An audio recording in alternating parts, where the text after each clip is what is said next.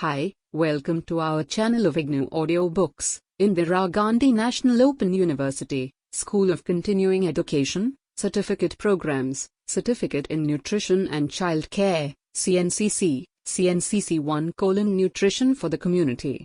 Block 6, Nutrition Programs.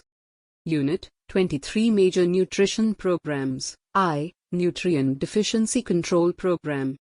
23.1, Introduction. You know that one suffers from the symptoms of a particular vitamin or mineral deficiency disorder if one does not consume a diet adequate in that nutrient for quite some time. One obvious way to prevent such disorder is to consume a diet rich in vitamins and minerals. However, poor people cannot afford these foods as they are too expensive. It is not possible for the government to make these foods available to the poor and needy on regular basis. As an alternative method, the Government of India runs organized prophylaxis, preventive, programs. Under this scheme, the commercially prepared vitamins and minerals are supplied to vulnerable sections of our population through organized programs. These programs are known as nutrient deficiency control programs or prophylaxis programs and are of the nature of a stopgap arrangements. These are expected to be phased out as and when the purchasing power of people improves and they start consuming balanced diets. In this particular unit, you will study the three nutrient deficiency control programs: the National Prophylaxis Program for Prevention of Nutritional Blindness, the National Nutritional Anemia Control Program, and the Iodine Prophylaxis Program. You will find information regarding the objectives, target beneficiaries of the programs, and the distribution strategy. Objectives. After going through this unit, you will be able to explain the basis of nutrient deficiency control programs, describe the objectives, target group and method of distribution of benefits of three nutrient deficiency control programs, i.e. National Prophylaxis Program for Prevention of Nutritional Blindness, National Nutritional Anemia Control Program, Iodine Prophylaxis Program. 23.2, National Prophylaxis Program for Prevention of Nutritional Blindness. Can you recall some of the symptoms which appear due to deficiency of vitamin A? Unit 17, Block 5. Vitamin A deficiency leads to complaints of night blindness and other eye signs like conjunctival dryness, xerosis, and bitoot spots. These signs are not dangerous because they can be cured by giving vitamin A.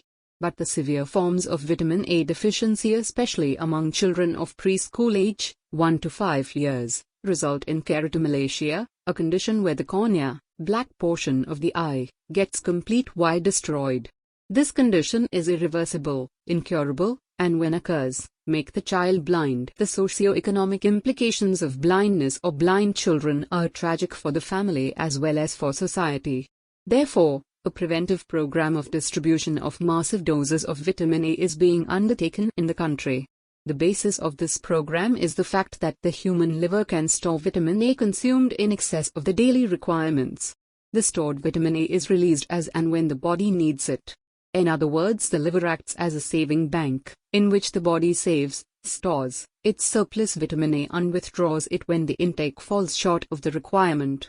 Making use of this knowledge, the National Institute of Nutrition gave 2,000 preschool children large doses of vitamin A, 2 times a year. The dose, called the massive omega, big, dose, was calculated to give the child adequate vitamin A every day for 6 months. An examination of these children at the end of a year showed most encouraging results. These were: none of the children were night blind. None developed conjunctival xerosis or bitoot spots. None developed nutritional blindness. Thus the National Prophylaxis Program for Prevention of Nutritional Blindness was born. Let us now study about the details of the program. We shall discuss these programs as well as other nutrition programs in the block under 3 main headings: objectives, target groups, and distribution strategy. You should get familiar with these terms. Objectives refer to the specific aims to be achieved through the program. Target group: nutrition programs cater to only vulnerable sections of the community. Each program targets at some particularly vulnerable sections of the community, i.e. target group. Distribution strategy refer to the method of distribution of benefits of the program. Let us learn about the objectives, target group and the method of distribution benefits of National Prophylaxis Program for the Prevention of Nutritional Blindness. Objectives. The program aims at preventing blindness due to vitamin A deficiency in children between 6 months to 5 years by supplying mega, high dose of vitamin A. Target group. All children of 6 months to 5 years are eligible, particularly those living in rural, tribal and urban slum areas. Dose and distribution strategy. A liquid preparation of vitamin A in oil providing 204 in 2 milliliters is given to every child between the ages of 1 and 5 years. Vitamin A solution is kept away from direct sunlight and a bottle once opened is utilized within 6 to 8 weeks. A child must receive a total of 9 oral doses of vitamin A by their 5th birthday. An infant between the age of 6-11 months is given a dose of 1 lakh for contact with an infant during the administration of measles vaccine between the age of 9 to 12 months is considered a practical time for administering the vitamin A supplement of 1 lakh L to infants. The mother-child immunization card is used to record and monitor the administration of vitamin A dose to children under 2 years. Similarly, growth monitoring cards or registers used for monitoring the growth of children under the ICDS program is used for recording and monitoring the administration of vitamin A solution till the age of 5 years. Distribution of vitamin A is carried out by the auxiliary nurse midwife, ANM, a functionary belonging to the health department in the Ministry of Health and Family Welfare. There is an ANM for a population of 3,000 to 5,000 people in a state. Her main task is family welfare. She also educates people about healthy living and helps in distributing the benefits of nutrition programs. Actual feeding, administration of the dose is conducted at the doorstep of the beneficiary, once in 6 months. It is recommended that the health worker, as soon as she receives the stock of vitamin A, should cover all the eligible children of her area within as short a period as possible, on cash basis, by home, domiciliary visits. Administration at the clinics or at one place is not recommended. Wherever Integrated Child Development Services, ICDS, is functioning, Anganwadi workers should be involved in the distribution and administration of vitamin. You will learn more about Anganwadi workers and Integrated Child Development Services in Unit 24. Check your progress exercise. I. Fill in the blanks. A. Massive dose of vitamin A provided under National Prophylaxis Program for the Prevention of Nutritional Blindness is blank IU per child.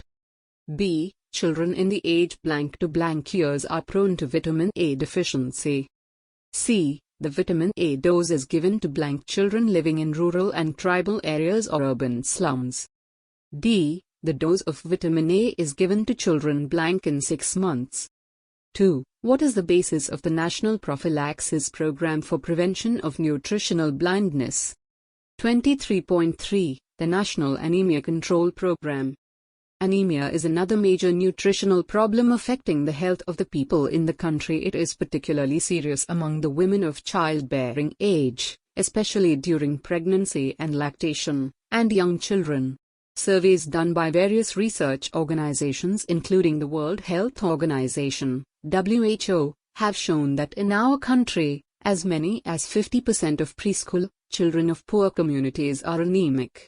In case of women, particularly during pregnancy, as many as 70% or even more of them are likely to be anemic, hemoglobin level less than 10 grams per 100 milliliters. The anemia among women tends to increase with increasing number of pregnancies. You know that anemia has certain harmful consequences.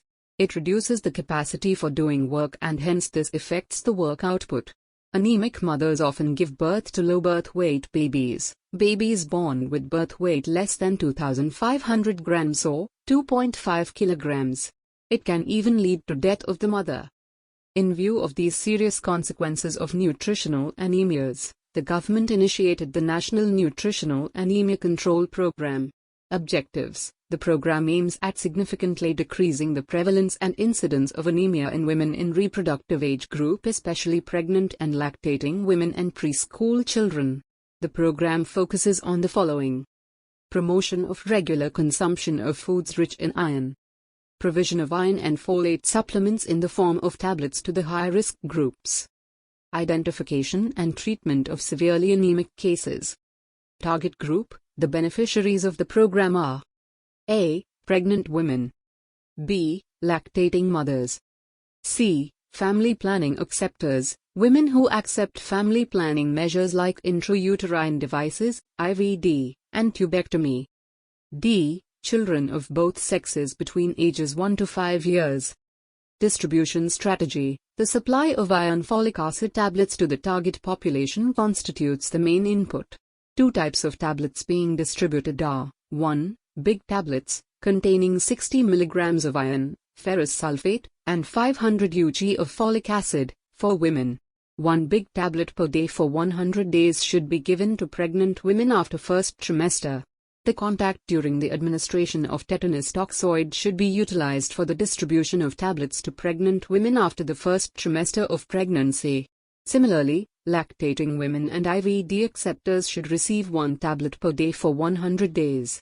Mothers often accompany their infants on immunization sessions. They can be handed over tablets during this time. 2. Small tablets, each containing 20 mg of iron and 100 ug of folic acid, for children, daily for 100 days every year. Register used for growth monitoring of children can be used to record the intake of tablets also. For young children who cannot swallow tablets, iron and folic acid, in the same dose, as in a small tablet, are given in 2 ml of syrupy liquid.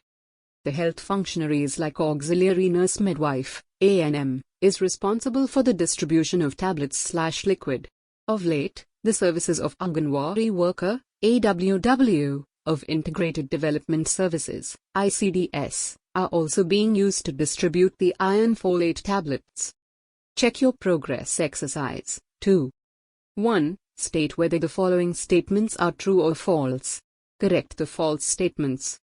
A. Women of childbearing age and children are the target beneficiaries of the National Anemia Control Programs. B. Nutritional anemia can be only due to iron and folic acid deficiency. C. Anemia can even lead to the death of women during childbirth. D. 60 mg of iron is given to women during pregnancy as a prophylactic measure. E. Dosage of iron and folic acid in the National Nutritional Anemia Control Program is the same for women and children. 23.4 Iodine Prophylaxis Program. Goiter, as you know, is a condition in which the thyroid gland, located in front portion of the neck, is enlarged. This condition is caused due to the deficiency of iodine.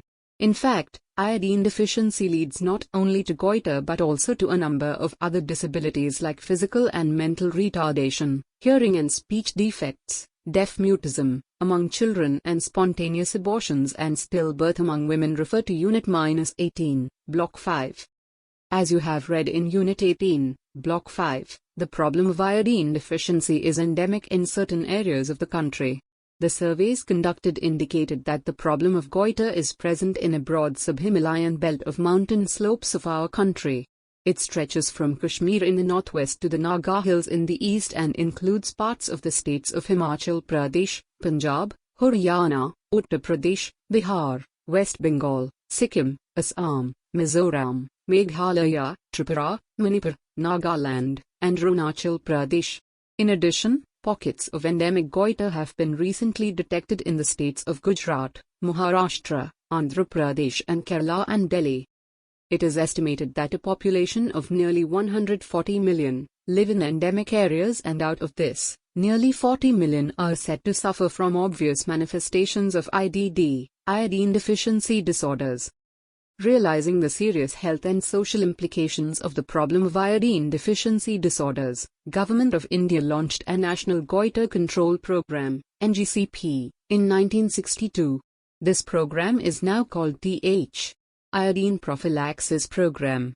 The basis of the program was a study conducted in the mid-50s in the Kangra Valley, by the scientists of All India Institute of Medical Sciences. The study showed that the prevalence of goiter comes down considerably when the common salt supply to the population is replaced by iodized salt. In keeping with the results of this study, the control program was initiated. Objectives. The main objectives of the control program are to identify goiter endemic regions, supply iodized salt in place of ordinary common salt in goiter endemic areas, assess the impact of the program over a period of time. The questions which may arise in your mind at this stage are: why is salt fortified with iodine? Why can't some other foodstuff be fortified with iodine? The answers to these questions are provided in Highlight 1. Highlight -1. Common salt as a vehicle for supplying iodine.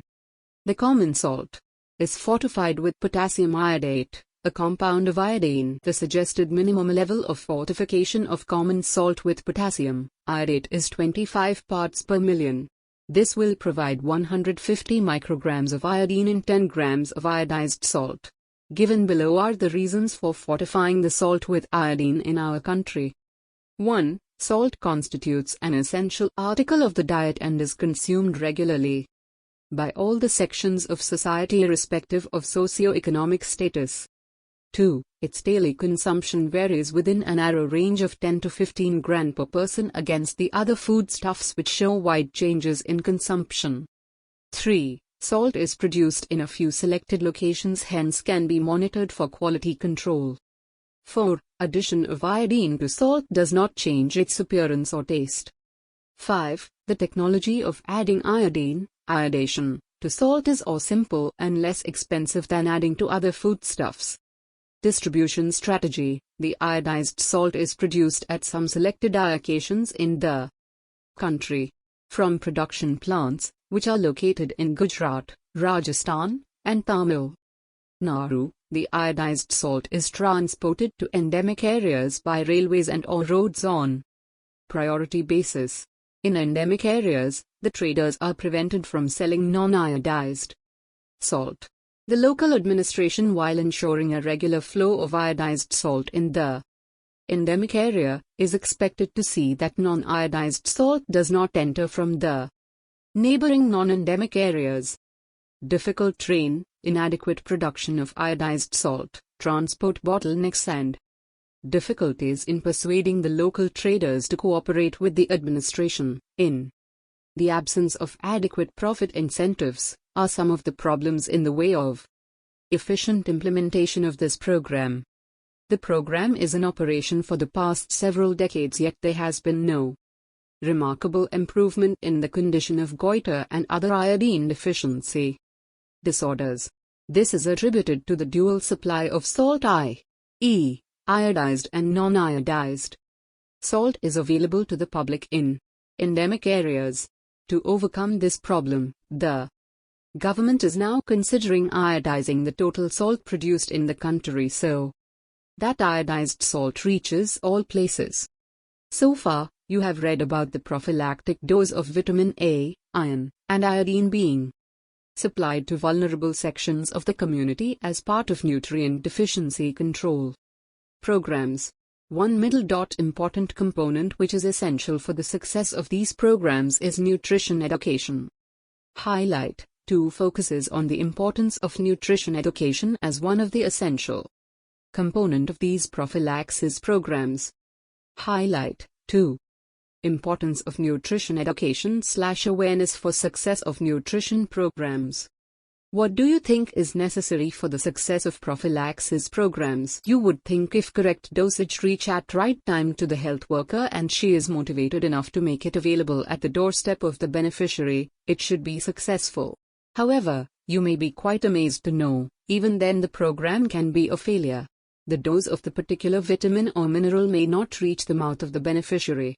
The missing link between the hand of the health worker and mouth of the beneficiary is health awareness and nutrition education. The following example illustrates the importance of these two aspects. In a study conducted in Yungharam and Doma primary health centers of Rangareddy district in Andhra Pradesh, it was found that level of awareness regarding anemia was very low among the beneficiaries. Some of them reported few signs and symptoms of anemia such as tiredness, giddiness, sweating, poor appetite, numbness in feet, etc. However, they didn't consider them serious enough symptoms to be motivated to take tablets. Few who took tablets reported discomfort after consuming them, pain in the abdomen, vomiting, black stools or diarrhea. Now here you can realize the importance of the component of education in this prophylaxis program. People should know answer to the questions/facts like what is anemia? What are the harmful consequences of anemia? Which tablets are being supplied to them? Are they similar to contraceptive pills being supplied at their health center or different from that? What benefits will they get from these tablets? What are the side effects of these tablets? Should they discontinue the use of tablets if they experience these side effects? What is right time to give vitamin A dose to children? From where can they obtain iodized salt? What harm will they get if they continue using uniodized salt? It is very important to educate people regarding these facts. How do you think such an information can be communicated to people living in rural and tribal areas? Who will help in the process? Health workers working under various departments of Ministry of Health and Social Welfare, voluntary organizations and social workers can form a means for communicating health and nutrition messages to people. They can make effective use of audiovisual material like charts, models, flashcards, posters, puppets, radio and TV programs, printed matter etc. You may not be familiar with some of the audiovisual material mentioned here, and their use in communicating messages. Appendix 1 provides a detailed discussion on nutrition education and use of audiovisual material for communicating nutrition messages to people. It also tells about the skills and methods of making simple nutritional aids for the purpose. In the particular study mentioned above, few methods adapted for increasing awareness. Among the beneficiaries were a magazine in different languages: Nutrition, English, Poshan, Hindi, Poshanar, Telugu. This magazine became popular among people. Arrangements were made to release programs through the television network. All India Radio, Hyderabad, gave a broadcast on nutrition and health topics. As a result, it was found that most of the beneficiaries expressed their willingness to accept tablets. You are listening to this audiobook on Audio Learn IGNOU 23.5. Let USSLUM up. The majority of people living in rural and urban slum areas are economically poor and socially deprived. Their poor purchasing capacity does not enable them to include enough nutritious foods, i.e., foods rich in vitamins, minerals and good quality protein, in their diets. As a result, they suffer from a variety of nutritional deficiency disorders. Hence, to control and prevent the harmful effects of deficiency disorders, the government has started a few nutrient deficiency control programs or prophylaxis programs. In this unit, you have read about 3 prophylactic programs. National Prophylaxis Program for Prevention of Nutritional Blindness supplies every preschool child, 1 to 5 years, a large dose, 200,000 IU, of vitamin A once in 6 months. The program recommends that the distribution be done at the doorstep of the beneficiary and proper records be maintained. This is important because the large dose is not expected to be repeated before 6 months.